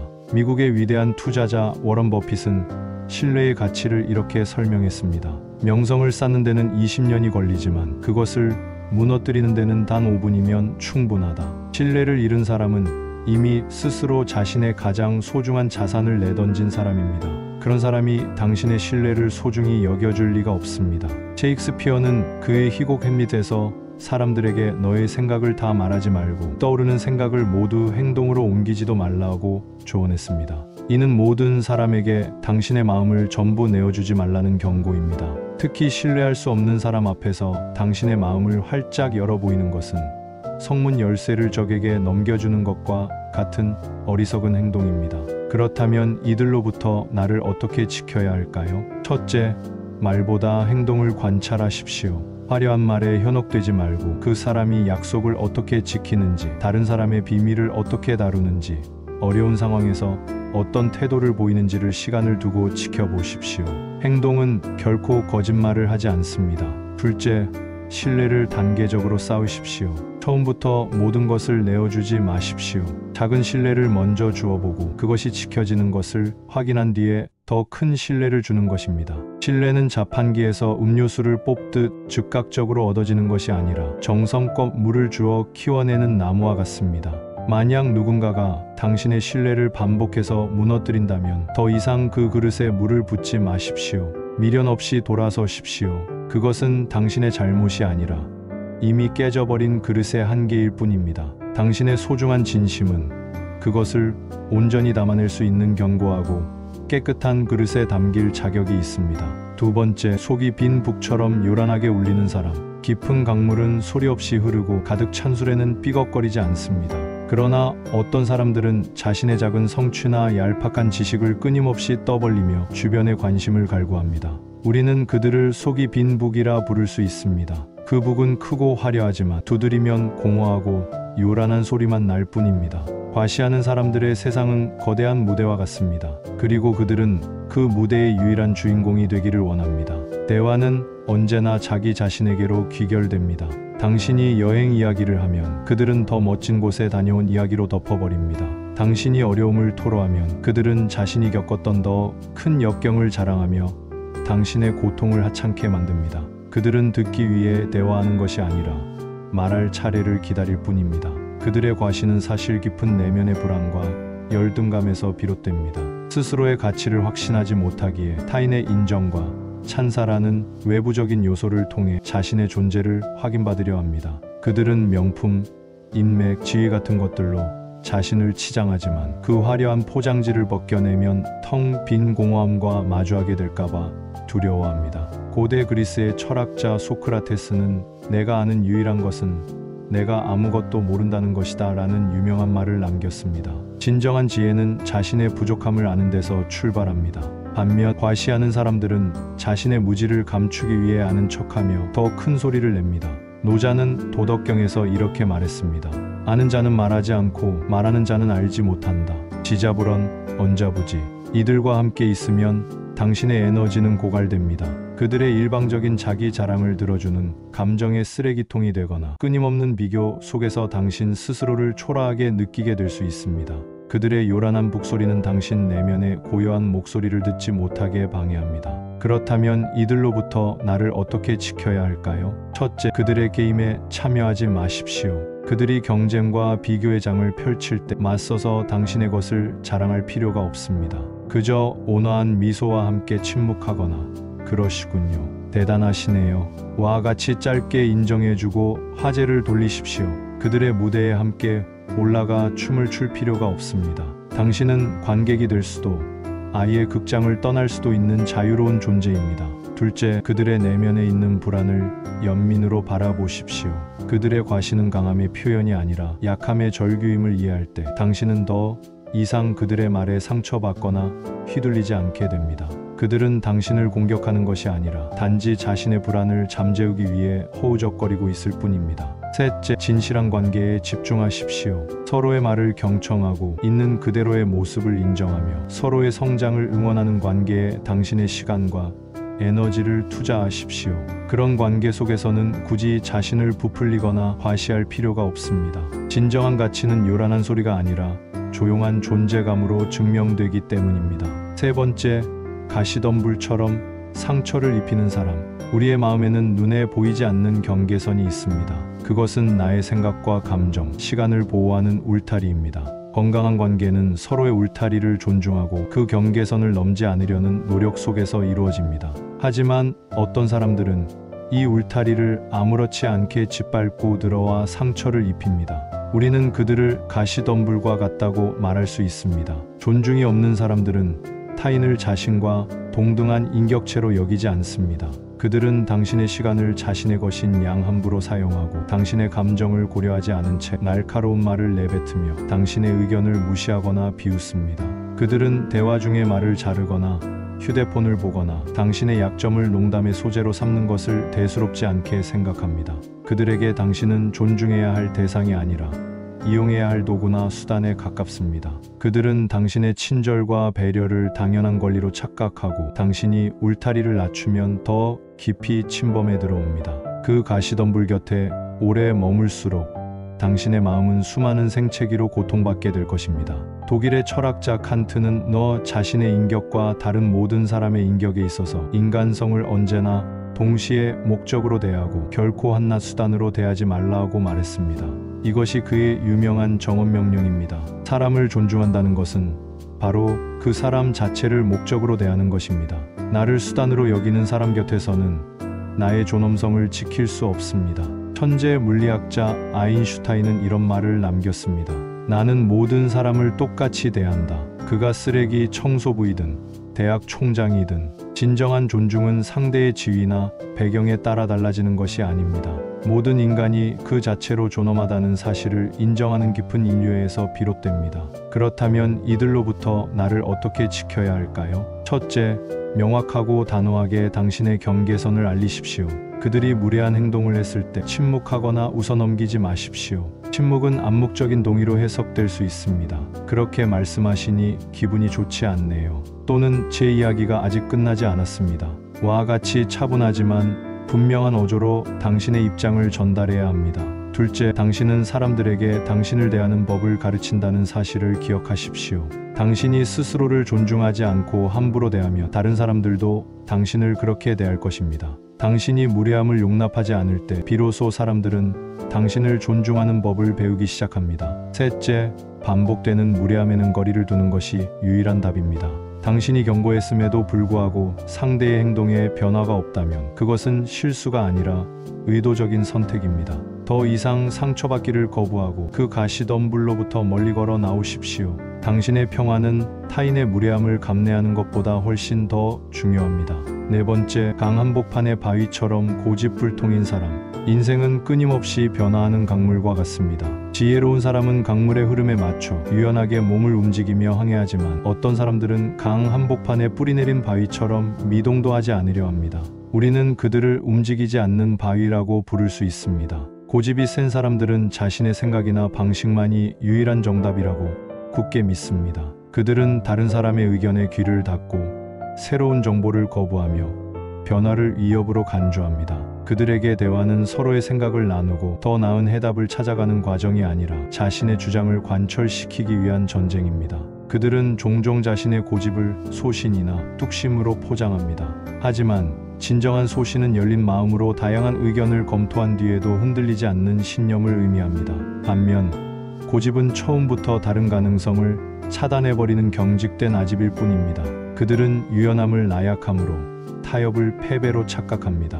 이런 사람과 함께 일하거나 중요한 결정을 내리는 것은 재앙에 가깝습니다. 그들의 굳어버린 생각 때문에 전체가 잘못된 방향으로 나아가거나 끝없는 갈등과 에너지 소모를 겪게 됩니다. 그들은 흐르는 강물의 생명력을 막아서서 주변을 고인 물처럼 썩게 만듭니다.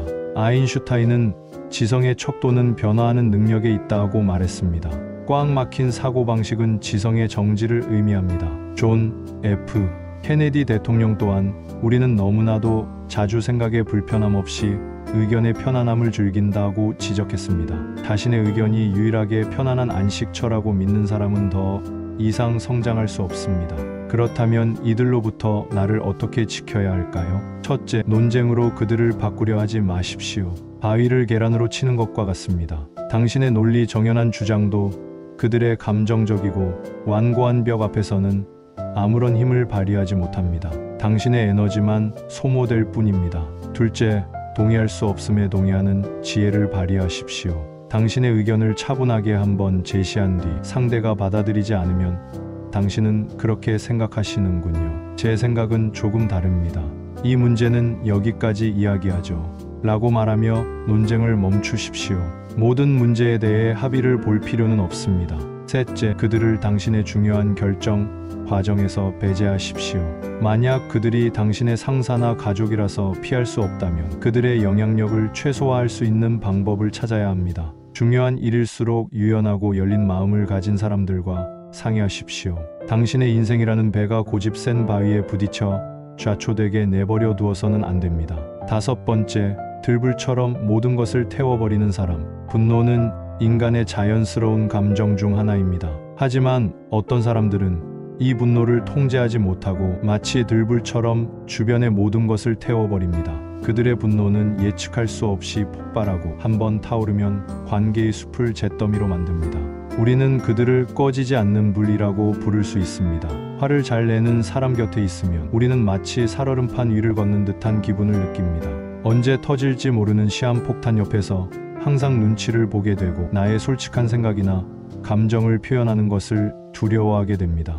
그들의 분노를 유발하지 않기 위해 나 자신을 억누르고 감정을 숨기는 데 익숙해집니다. 이것은 영혼의 느린 죽음과 같습니다. 그들의 분노는 종종 자신의 무력감이나 불안감을 감추기 위한 방어기제이거나 타인을 통제하고 복종시키기 위한 손쉬운 도구로 사용됩니다. 고함을 지르고 이협적인 태도를 보이며 상대가 굴복한다는 사실을 학습한 것입니다. 그들은 자신의 감정을 책임지는 대신 그 감정의 원인을 외부와 타인에게 돌리며 비난의 화살을 쏩니다. 미국의 사상가 랄프 waldo 에머슨은 당신이 1분 동안 화를 낸다면 당신은 60초의 평화를 포기하는 것이다 라고 말했습니다. 분노에 휩싸인 사람은 가장 먼저 자기 자신의 평화를 파괴합니다. 로마의 스토아 철학자 세네카 역시 분노를 억제하지 않으면 분노는 종종 우리를 화나게 한 그 상처보다 우리에게 더 큰 상처를 입힌다고 경고했습니다. 이들의 불길 옆에 서 있으면 당신 또한 그 불똥을 맞고 화상을 입게 됩니다. 그들의 부정적인 에너지는 전염성이 강해 당신의 마음까지 조급하고 불안하게 만듭니다. 평온했던 당신의 내면의 호수는 그들이 던진 돌멩이 하나에 거친 파문으로 가득 차게 됩니다.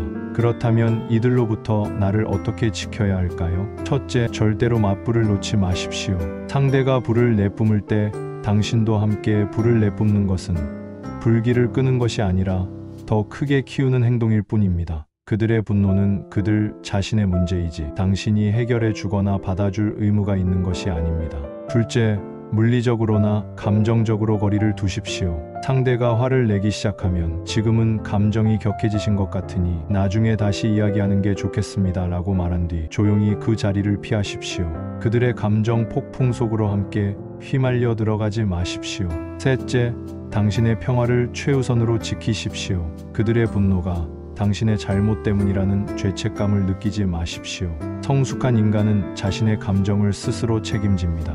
만약 그 사람이 당신의 평화를 지속적으로 깨뜨린다면 그 관계를 끊어내는 것이 당신 자신에게 줄 수 있는 가장 큰 선물입니다. 결론, 나의 정원을 가꾸는 지혜로운 정원사. 우리는 오늘 우리 삶이라는 정원에서 신중하게 솎아내야 할 5 종류의 사람들에 대해 이야기했습니다. 신뢰를 깨뜨리는 금이 간 그릇, 요란하게 자신을 과시하는 속이 빈부, 타인을 존중하지 않는 가시덤불, 변화를 거부하는 움직이지 않는 바위, 그리고 모든 것을 태워버리는 들불 같은 사람들. 이들을 멀리하는 것은 결코 이기적이거나 무자비한 행동이 아닙니다. 오히려 그것은 자기 자신과 자신의 삶을 깊이 사랑하고 존중하기에 가능한 가장 용기 있는 선택입니다. 위대한 작가 마야 안젤로는 이렇게 말했습니다. 누군가가 자신의 본 모습을 보여주거든 첫눈에 그것을 믿으라. 사람들은 자신의 행동으로 스스로를 증명합니다. 그 신호를 무시하고 언젠가는 변하겠지라고 기대하는 것은 독초에게 장미가 피어나길 기다리는 것과 같습니다. 유명한 동기부여가 짐로는 당신은 당신이 가장 많은 시간을 함께 보내는 5 사람의 평균이다 라고 말했습니다. 이 말은 섬뜩할 정도로 정확합니다. 당신의 주변을 어떤 사람들로 채우느냐가 결국 당신의 미래를 결정합니다. 당신의 성장을 돕고 당신의 이야기에 귀 기울이며 당신의 존재 자체를 기뻐해주는 사람들에게 당신의 소중한 시간과 에너지를 사용하십시오. 관계의 문을 닫는 것을 두려워하지 마십시오. 하나의 문이 닫히면 새로운 기회와 만남을 위한 또 다른 문이 열리기 마련입니다. 당신의 정원에서 잡초를 뽑아낸 자리에 비로소 아름다운 꽃들이 피어날 공간이 생깁니다. 이제 당신은 당신 인생의 정원사입니다. 어떤 씨앗을 심고 어떤 식물에 물을 주며 어떤 잡초를 뽑아낼지 결정할 권리와 책임이 당신에게 있습니다. 부디 지혜로운 분별력으로 당신의 정원을 가꾸어 나가십시오. 당신의 삶을 시들게 하는 관계는 단호하게 정리하고 당신의 영혼의 햇살과 양분을 주는 건강한 관계 속에서 평온하고 풍요로운 삶을 마음껏 피워내시기를 바랍니다. 그것이 바로 당신이 당신 자신에게 줄 수 있는 가장 위대한 선물이자 진정한 의미의 자기 사랑일 것입니다. 창밖으로 부서지는 오후의 햇살이 먼지 쌓인 책등 위에서 금가루처럼 유영하는 시간입니다. 저는 이 도시의 한적한 골목에서 작은 서점을 운영하는 세상의 수많은 이야기들을 묵묵히 지키고 관리하는 사람입니다. 사람들은 이곳에서 저마다의 해답과 위안을 찾고 때로는 풀리지 않는 질문을 가슴에 품고 돌아가기도 하죠. 낡은 원목 마루가 삐걱이는 소리, 나지막이 흐르는 첼로 선율, 갓내린 커피의 고소하고 쌉쌀한 향기가 뒤섞인 이 공간에 가만히 앉아 있노라면 제 삶이라는 낡은 책을 스쳐 지나갔던 수많은 인연들이 빛바랜 책갈피처럼 하나둘 떠오르곤 합니다. 인생을 한 권의 책이라고 비유하는 것은 참으로 적절합니다. 그 속에는 수많은 등장인물들이 각자의 역할을 가지고 등장하죠. 주인공인 나를 어둠 속에서 빛으로 이끌어주는 조력자도 있고 잠시 스쳐 지나가며 짧은 교훈을 남기는 엑스트라도 있으며 때로는 갈등을 유발하며 이야기를 다음 장으로 넘기게 하는 필연적인 악역도 존재합니다. 하지만 우리는 분명히 구분해야 합니다. 이야기의 성장을 위해 필요한 건강한 갈등과 내 인생이라는 책 자체를 좀먹고 훼손시켜 너덜너덜하게 만드는 해로운 독소는 다르다는 것을 말입니다. 저는 오늘 제 인생의 책장을 수없이 넘겨보고 때로는 찢어지는 아픔을 감내하며 특정 페이지들을 드러낸 후에야 깨닫게 된 사실에 대해 이야기하려 합니다. 바로 우리 인생이라는 소중한 정원에서 반드시 뿌리째 솎아내야 할 잡초 같은 사람들에 대한 이야기입니다. 이것은 그들을 향한 증오나 저주의 기록이 아닙니다. 오히려 나의 소중한 삶을 지키고 내면의 평화를 가꾸기 위해 어떤 유형의 사람들과 건강한 거리를 두어야 하는지에 대한 뒤늦은 성찰이자 고백인 셈이죠. 이제 제 기억의 서랍을 조심스럽게 열어 5가지 명언과 함께 그 아팠던 페이지들을 하나씩 복기해 보겠습니다. 첫 번째, 당신의 영혼을 갉아먹는 부정적인 비관론자. 우리의 행복을 파괴하는 것은 거대한 재앙이나 치명적인 실수가 아니라 사소한 일들의 끊임없는 반복이다. 아르투어 쇼펜하우어. 제 사회생활의 첫 장을 열었던 곳은 열정과 야망이 들끓는 작은 광고 기획사였습니다. 27. 세상의 모든 문제를 해결할 수 있을 것 같은 근거 없는 자신감과 뜨거운 열정 하나로 무장했던 시절이었죠. 밤을 새워 시안을 만들고 번뜩이는 아이디어가 떠오르면 자다 말고 뛰쳐나와 메모하기를 반복했습니다. 그런 저의 활알 타오르는 불길에 꾸준히 차가운 물을 끼얹는 사람이 있었습니다. 바로 제 옆자리에 앉아있던 김 대리였습니다. 그의 입에는 해봤자 안 돼. 어차피 부장한테 까일 텐데 뭐하러 고생해. 세상이 그렇게 만만한 줄 알아? 같은 패배주의적인 말들이 자물쇠처럼 채워져 있었습니다. 제가 새로운 기획안을 들고 어린아이처럼 설레는 마음으로 그의 의견을 물으면 그는 서류를 제대로 쳐다보지도 않은 채 세상의 모든 시름을 짊어진 듯 깊은 한숨부터 내쉬는 것이 첫 반응이었습니다. 이 과장, 이거 너무 이상적인 이야기 아니야. 클라이언트가 이런 뜬구름 잡는 소리를 좋아하겠어? 예산은 생각해봤고 현실적으로 인력이 부족한 건 알고 있지. 괜히 힘 빼지 말고 작년에 했던 거랑 비슷하게 가자. 그게 제일 안전하고 우리도 편하고 모두가 행복한 길이야. 처음에는 그것이 단연간의 경험에서 우러나온 현실적인 조언이라고, 저희 미숙함을 채워주는 노련함이라고 믿으려 애썼습니다. 하지만 시간이 지날수록 그의 말은 단순한 조언이 아니라 제 안의 창의성과 도전 정신을 꺼뜨리는 축축하고 무거운 장작이 되어갔습니다. 회의 시간, 제가 용기를 내어 새로운 캠페인 아이디어를 발표하면 그는 어김없이 팔짱을 낀 채 이간을 찌푸리며 부정적인 예측들을 기관총처럼 쏟아냈습니다. 그건 리스크가 너무 큽니다. 현실적으로 실행 불가능한 부분이 명백합니다.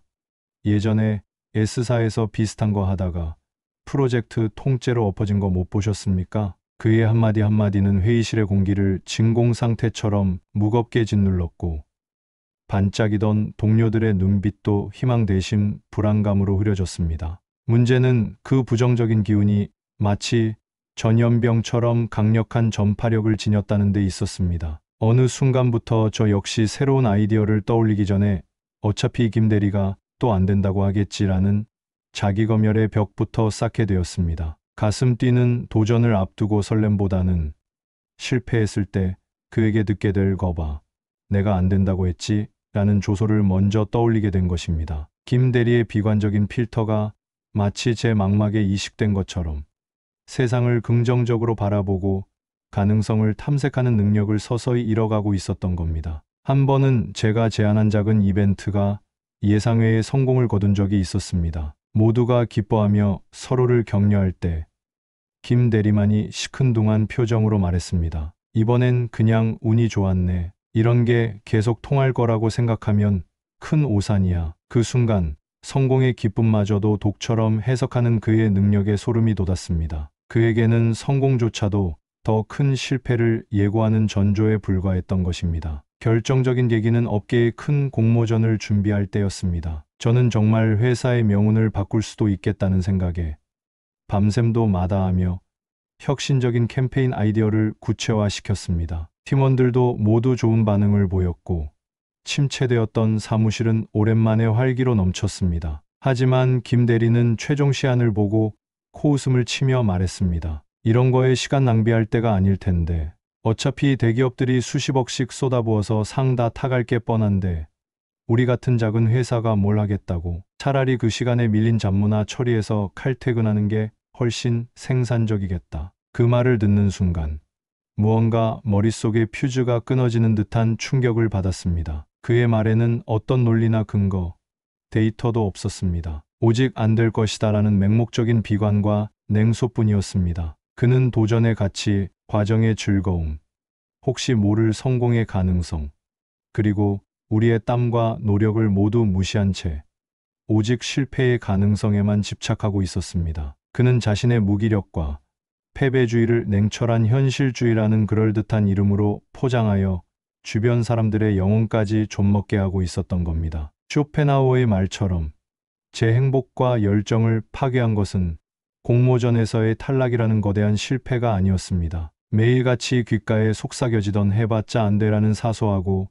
부정적인 말들의 끊임없는 반복이었습니다. 그날 이후 저는 의식적으로 김 대리와의 거리를 두기 시작했습니다. 그의 부정적인 말에 반박하며 에너지를 쏟는 대신 좋은 의견 감사합니다. 그 부분도 참고해서 더 발전시켜 보겠습니다. 라고 짧게 답하고 제 할 일을 했습니다. 그의 비관론에 흔들리지 않기 위해 제 안의 작은 불씨를 두 손으로 감싸 보호하려 애썼습니다. 결과적으로 그 공모전에서 우리는 입상하지 못했습니다. 하지만 김 대리의 말처럼 그것은 결코 시간 낭비가 아니었습니다. 우리는 그 치열했던 과정을 통해 더 단단한 팀워크를 다졌고 새로운 아이디어를 구체화시키는 노하우를 얻었으며 무엇보다 해보지 않고 포기하는 비겁함을 이겨내는 귀중한 경험을 얻었습니다. 그리고 저는 뼈저리게 깨달았습니다. 내 인생의 소중한 에너지를 갉아먹는 부정적인 사람을 곁에 두는 것만큼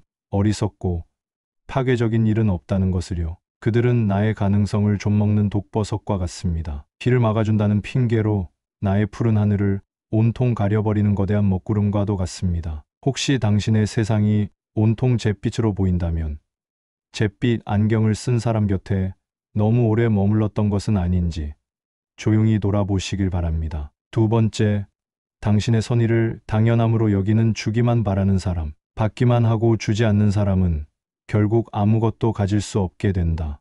탈무드. 대학 시절 저에게는 유독 마음이 쓰이는 친구 영민이가 있었습니다. 지방에서 올라와 넉넉지 않은 형편에 자취를 했고 얼굴에는 항상 생활고와 미래에 대한 불안의 그늘이 져 있었죠. 저는 그런 영민이를 돕고 싶다는 순수한 마음이 있었습니다. 함께 밥을 먹을 때면 지난번에 내가 샀잖아라는 거짓말을 하며 슬쩍 제가 먼저 계산을 했고 비싼 전공서적을 살 때는 나는 도서관에서 빌려볼 테니 너 먼저 봐라며 제 책을 건네주곤 했습니다. 영민이는 그때마다 정말 고맙다, 친구야. 나중에 내가 성공하면 꼭 다 갚을게 라며 진심으로 미안한 표정을 지었습니다. 저는 그저 친구로서 당연한 일을 한다고 생각했고 그의 그 말이 언젠가는 실현될 진심이라고 굳게 믿었습니다. 함께 떠난 여행에서 그가 지갑을 잃어버렸을 때도 저는 불평 한마디 없이 모든 경비를 부담하며 괜찮아, 이럴 때 친구 좋다는 거지 라며 그를 다독였습니다. 그는 돌아오는 기차 안에서 제 손을 잡고 눈물까지 글썽이며 고마워했습니다. 저는 그의 그런 모습에 보람을 느끼며 우리의 우정은 돈으로 계산할 수 없는 가치 있는 것이라 여겼습니다. 시간이 흘러 우리가 사회에 나와 각자의 자리를 잡기 시작했을 무렵 저는 호기롭게 작은 사업을 시작하게 되었습니다. 하지만 현실은 녹록지 않았고 예상치 못한 문제들로 초기 자본이 부족해 하루하루 피가 마르는 듯한 어려움을 겪고 있었습니다. 그때 문득 대기업에 취직해 누구보다 안정적인 생활을 하고 있던 영민이가 떠올랐습니다. 저는 며칠을 망설이다 조심스럽게 전화를 걸었습니다. 자존심 상했지만 정말 절박한 심정으로 제 사정을 솔직하게 이야기하며 혹시 아주 작은 액수라도 단기간 빌려줄 수 있는지 물었습니다. 전화기 너머 영민이의 목소리는 제가 예상했던 따뜻한 걱정이 아니라 당황한 기색이 역력했습니다. 아, 그래? 요즘 많이 힘든가 보네. 어떡하냐? 그런데 나도 요즘 결혼 준비해 부모님 대출금 갚아드리느라 수중에 여유가 하나도 없어서 말이야. 정말 미안하다. 친구야, 마음만 받을게. 그의 말은 지극히 정중했지만 어딘가 모르게 서둘러 선을 긋는 듯한 차가움이 느껴졌습니다. 저는 깊은 서운함이 밀려왔지만 오죽하면 그럴까.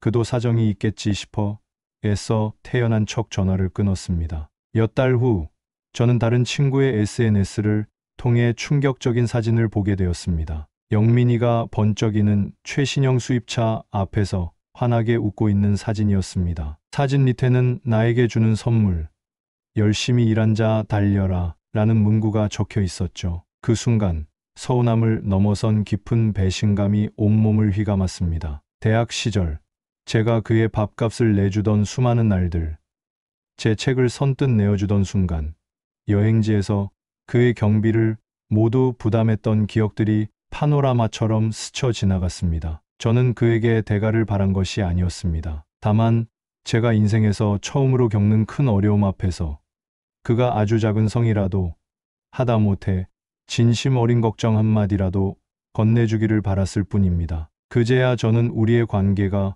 얼마나 기울어져 있었는지 깨달았습니다. 영민이는 애초에 받는 것에만 익숙한 사람이었고 그것을 당연한 권리처럼 여겼던 겁니다. 그는 제가 베푸는 호의를 자신의 어려운 처지에 대한 당연한 보상으로 생각했고 자신이 받은 것을 언젠가 돌려줘야 한다는 생각 자체를 하지 않았습니다. 우리의 관계는 서로 주고받으며 수평을 이루는 건강한 우정이 아니라 일방적으로 저희 선의와 시간과 감정이 흘러들어가는 비대칭적인 착취 관계였던 겁니다. 탈무드의 지혜처럼 받기만 하고 주지 않는 사람은 관계의 본질을 이해하지 못합니다. 인간관계는 끊임없이 물이 흐르고 순환해야 썩지 않는 강과 같습니다. 한쪽에서 물을 퍼가기만 하고 그만큼 채워넣지 않으면 강은 결국 바닥을 드러내며 말라버리고 맙니다. 이런 유형의 사람들은 타인의 시간, 감정, 노력을 자신의 필요를 채우기 위한 자원으로만 생각합니다. 그들은 도움이 필요할 때만 간절하게 당신을 찾고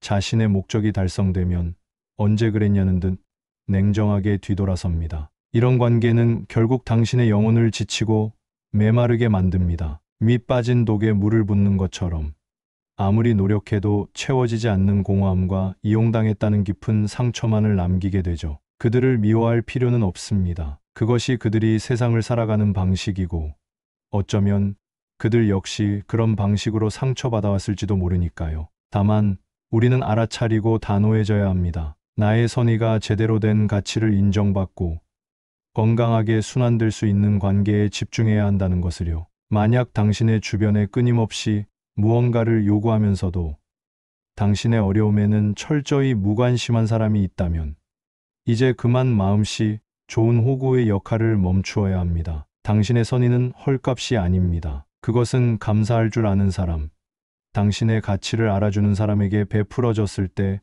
비로소 세상에서 가장 아름다운 꽃을 피울 수 있습니다. 일방적인 관계의 댐을 과감히 허물고 당신의 소중한 마음이 더 비옥하고 가치 있는 곳으로 흐를 수 있도록 새로운 물길을 터주어야 합니다. 세 번째, 모든 문제의 원인을 남에게 돌리는 희생자 코스프레 전문가. 자신을 무너뜨리는 것은 언제나 자기 자신이다. 작자, 미상 혹은 여러 철학자의 공통된 사상. 제 주변에는 유독 나는 왜 이렇게 운이 없을까? 다 그 사람 때문이야. 세상이 나한테만 너무 가혹해 라는 말을 입에 달고 사는 친구, 지혜가 있었습니다. 그녀의 세상에서 그녀는 언제나 억울한 희생자이자 비련의 주인공이었습니다. 시험에 떨어지면 출제 교수가 문제를 상식 밖으로 냈기 때문이었고, 회사에서 질책을 받으면 상사가 유독 자신만을 미워하며 편애하기 때문이었습니다. 연인과 헤어지게 되면 상대방이 100% 이기적이고 나쁜 사람이었기 때문이었습니다. 처음에는 그녀의 이야기에 진심으로 귀 기울여주고 함께 분노해주고 따뜻하게 위로해 주었습니다. 내 잘못이 아니야, 절대로. 어떻게 그런 사람이 다 있니? 정말 힘들었겠다 라는 말로 그녀의 든든한 편이 되어 주었습니다. 그녀는 제 위로 속에서 안정을 찾았고 저는 친구로서 당연한 도리를 한다고 생각했습니다. 하지만 시간이 지나면서 뭔가 이상하고 불편한 점을 발견하게 되었습니다. 그녀의 비극적인 서사 속에서 그녀 자신이 책임져야 할 부분은 언제나 교묘하게 편집되거나 삭제되어 있다는 것이었습니다. 그녀는 자신의 실수를 인정하는 법이 없었고 모든 문제의 원인을 외부에서만 찾았습니다. 한 번은 그녀가 중요한 프로젝트 발표를 망치고 와서 며칠 내내 팀 동료였던 박 대리 탓을 했습니다. 박 대리가 자료 준비를 엉망으로 해줘서 발표를 제대로 할 수 없었다는 것이었죠. 저는 그녀의 말만 믿고 박 대리를 속으로 욕했습니다. 하지만 나중에 다른 팀원을 통해 전해 들은 진실은 전혀 달랐습니다. 정작 그녀 자신이 발표 준비 기간 내내 개인적인 일로 소홀했고 팀원들이 밤을 새워가며 보아준 자료조차 제대로 숙지하지 않은 채 발표에 임했다는 사실을 알게 되었습니다. 또 한 번은 그녀가 제게 빌려간 아끼는 만년필을 잃어버리고는 이렇게 말했습니다. 내가 그렇게 중요한 거면 애초에 빌려주지 말았어야지. 내가 빌려줘서 내가 잃어버리게 된 거잖아. 나도 속상해. 그 순간 저는 할 말을 잃었습니다. 그녀는 자신의 부주의를 사과하는 대신 만년필을 빌려준 저를 원인 제공자로 만들어 버렸습니다. 그녀는 언제나 피해자의 안전지대에 머물려고 했습니다. 왜냐하면 피해자의 자리는 아주 편안하고 매력적이기 때문입니다. 비난의 화살을 손쉽게 다른 사람에게 돌릴 수 있고 자신의 부족함이나 실수를 고통스럽게 직면하지 않아도 되며 주변 사람들로부터 무한한 동정과 위로를 쉽게 얻어낼 수 있습니다. 그들은 책임이라는 무거운 갑옷을 입는 대신 남 탓이라는 가볍고 편리한 방패 뒤에 숨는데 익숙한 사람들입니다. 이런 사람들과의 관계가 정신적으로 위험한 이유는 그들이 결국 당신마저 가해자로 만들기 때문입니다. 당신이 그들의 문제에 대해 조금이라도 객관적인 조언, 예를 들어 내게도 이런 부분은 조금 아쉽지 않았을까? 라는 말을 하려고 하면 그들은 즉시 깊은 상처를 받은 표정으로 너마저 나를 비난하는구나. 내 편인 줄 알았는데 라며 당신을 자신에게 상처를 준 또 한 명의 가해자 목록에 올려버립니다. 그들의 흑백 논리 세계는 선량하고 연약한 피해자인 자신과 악하고 무심한 가해자인 세상으로만 나뉘어 있기에 당신은 그들의 편에 서서 함께 세상을 욕하거나 혹은 세상의 일부가 되어 그들의 적이 되거나 둘 중 하나를 선택하도록 강요당합니다. 이러한 관계는 당신의 감정을 끊임없이 소모시킵니다. 당신은 그들의 끝없는 감정 쓰레기통이 되어 주어야 하고 그들의 비뚤어진 현실 인식을 바로잡으려는 모든 건설적인 노력은 결국 실패와 좌절로 돌아갈 것입니다. 왜냐하면 그들은 문제 해결에 대한 근본적인 의지가 없기 때문입니다. 그들이 진정으로 원하는 것은 해결책이나 성장이 아니라 자신의 불행 서사에 대한 끝없는 하소연과 그에 대한 무조건적인 동조와 위로뿐입니다. 자신을 무너뜨리는 것은 언제나 자기 자신이라는 말처럼 한 사람의 인생을 궁극적으로 만드는 것은 외부의 환경이나 타인이 아니라 그 모든 것을 받아들이고 해석하며 행동하는 자기 자신의 태도와 선택입니다. 자신의 선택에 책임을 지고 실패의 잿더미 속에서 교훈을 찾아내며 한 걸음 앞으로 나아가는 사람만이 진정으로 성장할 수 있습니다. 만약 당신의 주변에 늘 자신을 세상에서 가장 불행한 피해자라 칭하며 남 탓과 세상 탓으로 일관하는 사람이 있다면 당신이 그를 위한 해결사나 구원자가 되어줄 수 있다는 착각에서 벗어나야 합니다. 당신의 건강한 에너지와 긍정적인 조언은 그들의 견고하고 왜곡된 피해자 서사 앞에서 무력하게 흡수될 뿐입니다. 그들이 스스로 자신의 삶에 대한 주도권을 되찾고 문제의 원인을 자기 안에서 찾기 시작하는 고통스러운 과정을 겪기 전까지는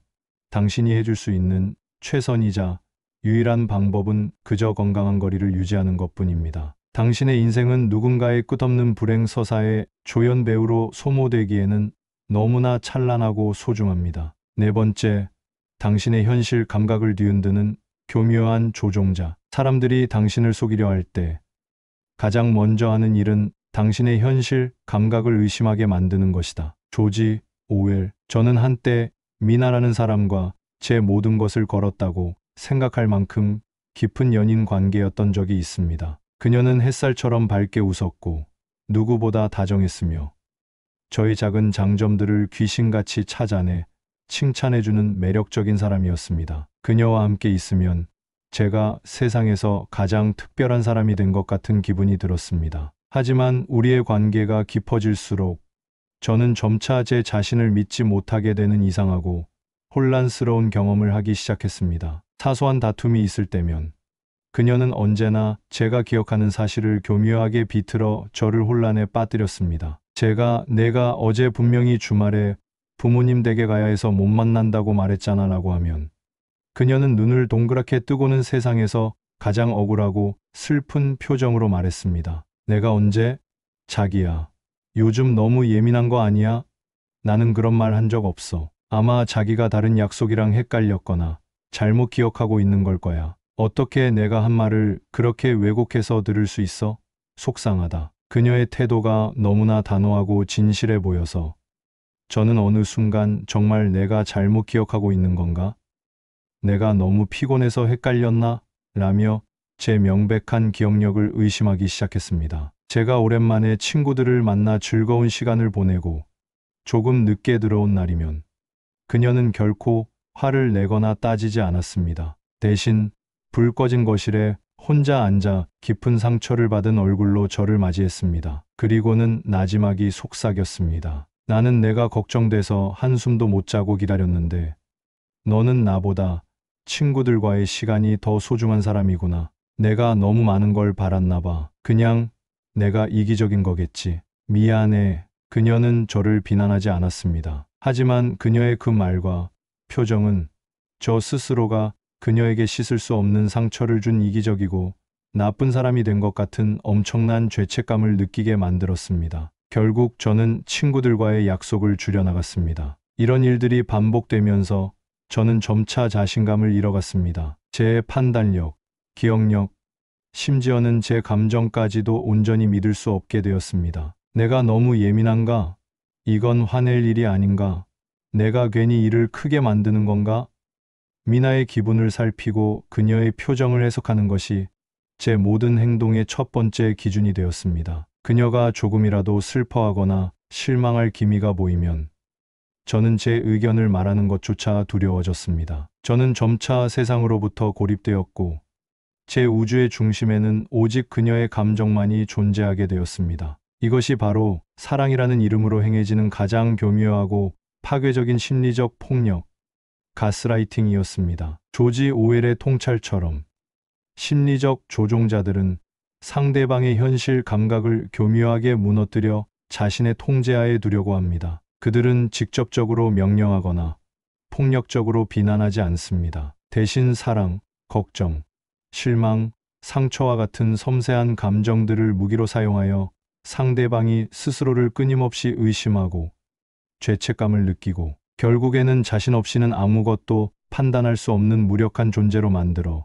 조종자에게 전적으로 의존하게 만듭니다. 그들은 당신의 자존감을 서서히 갉아먹는 흰개미와 같아서 당신이 알아차렸을 때는 이미 마음의 기둥이 위태롭게 흔들리고 난 후일 수 있습니다. 제가 그 질식할 것 같은 관계에서 벗어날 수 있었던 것은 아주 사소하고 우연한 계기였습니다. 몇 년 만에 만난 대학 동기가 환하게 웃으며 제게 다가왔다가 잠시 제 얼굴을 빤히 들여다보더니 이렇게 말했습니다. 야, 너 무슨 일 있어?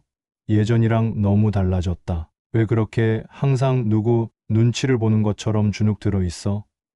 너 원래 세상 무서운 줄 모르고 당당한 게 매력이었는데. 그 무심코 던진 한마디는 마치 짙은 안개 속에서 번쩍이는 등대 불빛처럼 제 머리를 강하게 내리쳤습니다. 저는 처음으로 제3자의 객관적인 눈에 비친 제 모습을 보게 되었고 그 순간 우리의 관계가 건강하지 않다는 것을, 무언가 단단히 잘못되었다는 것을 어렴풋이 깨닫게 되었습니다. 그날 집에 돌아와 저는 의식적으로 미나와 있었던 일들을, 감정을 배제하고 사실만을 기록하기 시작했습니다. 그녀가 했던 말, 제가 느꼈던 감정, 그리고 그 결과로 제가 어떻게 행동했는지를 객관적으로 써내려갔습니다. 그러자 그동안 혼란스럽기만 했던 패턴들이 명확하게 보였습니다. 그녀가 얼마나 교묘하게 사실을 왜곡하고 제 감정을 자신의 무기로 사용해왔는지가 흑백의 활자로 드러났습니다. 진실을 마주하는 것은 심장이 찢어지는 것처럼 고통스러웠지만 그 고통은 저를 얽매고 있던 보이지 않는 사슬을 끊어내는 자유의 시작이었습니다. 만약 당신이 누군가와의 관계에서 계속해서 자신을 의심하게 되고 유독 그 사람 앞에서만 알 수 없는 죄책감에 시달리거나 한없이 작아지는 자신을 발견한다면 잠시 멈춰서서 그 관계를 차가울 정도로 객관적으로 돌아볼 필요가 있습니다. 당신의 감정과 기억은 온전히 당신의 것입니다. 누구도 그것을 틀렸다고, 예민하다고, 이상하다고 재단할 권리는 없습니다. 당신의 현실 감각을 뒤흔들고 당신의 자존감을 갉아먹는 관계는 사랑이라는 이름의 달콤한 독약일 수 있습니다. 그 짙은 안개 속에서 빠져나와 당신 본연의 빛나는 모습을 되찾을 용기를 내어야만 합니다. 다섯 번째, 신뢰를 가볍게 여기는 빈말뿐인 약속과 말만 앞서는 사람을 경계하라. 행동이 따르지 않는 말은 공허한 소음에 불과하다. 공자, 저에게는 성은이라는 이름의 오랜 친구가 있었습니다. 그는 언제나 꿈과 포부가 넘쳤고 만날 때마다 자신의 원대하고 화려한 계획들을 늘어놓곤 했습니다. 그의 언어는 사람을 끌어당기는 특별한 마력이 있었습니다. 내가 곧 기가 막힌 아이템으로 사업 시작할 건데 너는 무조건 우리 회사 이사 자리 하나 줄게. 다음 달에 내가 보너스 받으면 정말 비싼 데 가서 풀코스로 쏠 테니 다들 기대해. 걱정 마. 그 일은 내가 아는 사람 통해서 반드시 해결해 줄게. 그의 말은 언제나 막힘없이 자신감에 차 있었고 듣는 사람마저 정말 그런 미래가 펼쳐질 것처럼 설레게 하는 힘이 있었습니다. 처음에는 그의 말을 철석같이 믿었습니다. 그가 뱉은 약속들을 진짜인 양 달력에 적어놓고 기다리기도 했습니다. 하지만 해가 바뀌고 계절이 여러 번 지나면서 깨닫게 되었습니다. 그의 수많은 약속들은 대부분 지켜지지 않는 그저 그 순간을 빛내기 위한 장식품에 불과하다는 것을요. 그가 쏘기로 한 화려한 술자리는 갑자기 급한 일이 생겼네. 다음에 꼭 사줄게라는 말로 번번이 미뤄졌고 해결해 주겠다던 문제는 시간이 지나면 그 역시 잊어버려 감감무소식이었습니다. 그가 시작하겠다던 거창한 사업은 언제나 거의 다 됐어. 마지막 검토 중이라는 단계에 영원히 머물러 있었습니다. 그의 무책임한 약속에 가장 크게 상처받았던 것은 제가 처음으로 독립하여 이사를 하게 되었을 때였습니다. 좁은 원룸으로 이사하는 터라 이삿짐 센터를 부르기 애매했던 제게 그는 자신의 1톤 트럭을 가지고 와서 큰 짐들을 손수 옮겨주겠다고 호언장담했습니다. 친구 이사하는데 당연히 도와줘야지. 걱정하지 마. 내가 아침 일찍 달려갈게. 저는 그의 말을 굳게 믿고 다른 용달차를 알아보지 않았습니다. 그에게 신세를 지는 것이 미안해.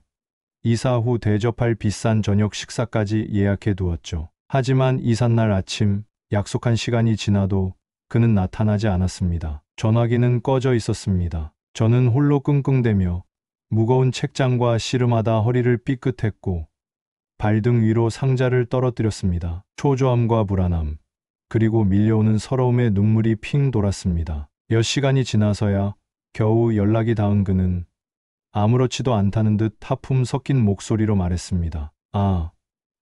미안. 어제 친구들이랑 술 마시다가 필름이 끊겨서 이제 일어났네. 어떡하냐? 짐 다 옮겼어? 그 순간 저는 단순히 이삿짐을 옮기는데 어려움을 겪은 것 이상의 깊고 차가운 실망감을 느꼈습니다. 그것은 바로 인간관계의 근간을 이루는 신뢰의 완전한 붕괴였습니다. 그에게 약속은 그저 순간의 호의를 보이거나 자신의 좋은 이미지를 구축하거나 혹은 곤란한 상황을 모면하기 위한 가볍고 편리한 도구에 불과했습니다. 그는 자신의 말이 상대방에게 어떤 구체적인 기대를 심어주고 그 약속이 아무렇지 않게 파기되었을 때 상대방이 어떤 실질적인 피해와 깊은 실망을 겪게 되는지에 대해 전혀 개의치 않았습니다. 공자의 가르침처럼 행동이 따르지 않는 말은 그저 공허한 소음에 불과합니다. 이런 유형의 사람들은 화려한 말로 관계의 성을 쌓으려고 하지만 실상은 책임감 없는 행동의 부재로 그 성의 기반을 스스로 무너뜨립니다. 그들은 책임감 없는 말들로 순간의 신뢰와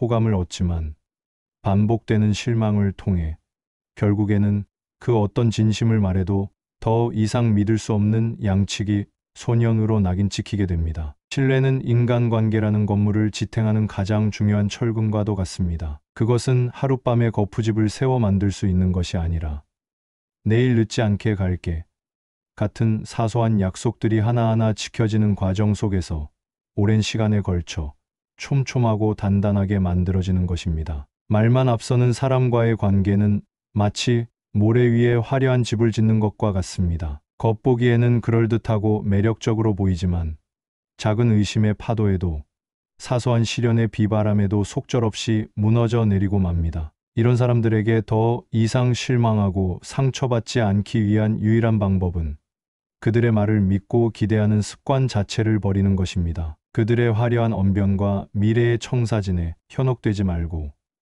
그가 지금까지 당신에게 보여준 구체적인 행동의 총합으로 그를 판단해야 합니다. 이번에는 진짜야 라는 말을 믿기보다는 그가 지난번 그리고 지지난번 약속을 어떻게 지켰는지 혹은 어겼는지를 냉정하게 떠올려야 합니다. 신뢰를 가볍게 여기는 사람과는 인생의 중요한 길을 함께 걸어갈 수 없습니다. 중요한 일을 함께 도모할 수도 없고 내 인생의 가장 어두운 순간에 등을 기댈 수도 없습니다. 그들은 당신의 인생의 희망 고문과 예측 불가능한 실망만을 안겨줄 뿐입니다. 당신의 소중한 시간과 감정은 지켜지지 않을 공허한 약속을 하염없이 기다리는데 낭비하기에는 너무나 소중합니다. 묵묵히 자신의 말을 행동으로 증명하는 사람, 작은 약속의 무게를 아는 진중한 사람에게 당신의 귀한 신뢰를 투자하십시오. 마무리하며 어느덧 해가 완전히 저물고 서점 안으로 깊고 고요한 어스름이 내려앉았습니다. 제 기억의 서랍을 열어 5종류의 사람들을 꺼내어 보았네요. 부정적인 비관론자,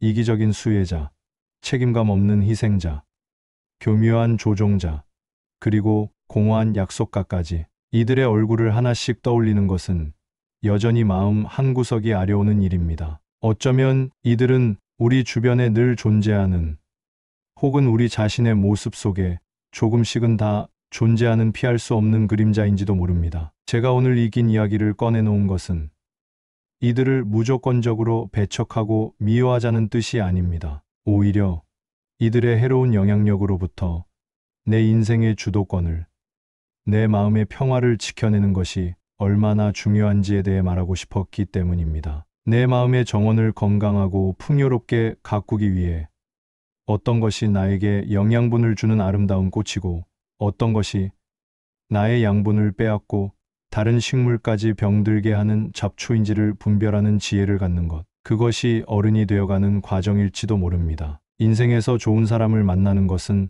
하늘이 주는 커다란 행운입니다. 하지만 그 행운만큼이나 어쩌면 그보다 더 중요한 것은 나에게 해로운 사람을 알아보고 그 관계를 정리할 줄 아는 용기입니다. 우리는 종종 정 때문에 혹은 오랜 세월 때문에 또는 그 관계를 끊어냈을 때 돌아올 비난이 두려워 해로운 관계를 질질 끌고 가곤 합니다. 하지만 썩은 가지를 쳐내지 않으면 나무 전체가 병들듯 때로는 단호한 단절이 새로운 관계를 맺는 것보다 내 인생에 훨씬 더 큰 성장과 풍요를 가져다 주기도 합니다. 관계를 끊어낸 자리에 남는 것은 처음에는 허전함과 공허함일 수 있습니다. 하지만 그것은 더럽고 복잡한 것들이 사라진 깨끗한 공허입니다. 그리고 머지않아 그 건강한 빈자리에는 당신을 존중하고 당신의 가치를 알아봐 주며 당신과 함께 성장하기를 원하는 새로운 인연들이 놀랍도록 자연스럽게 찾아와 뿌리를 내릴 것입니다. 이제 서서히 서점의 문을 닫을 시간입니다.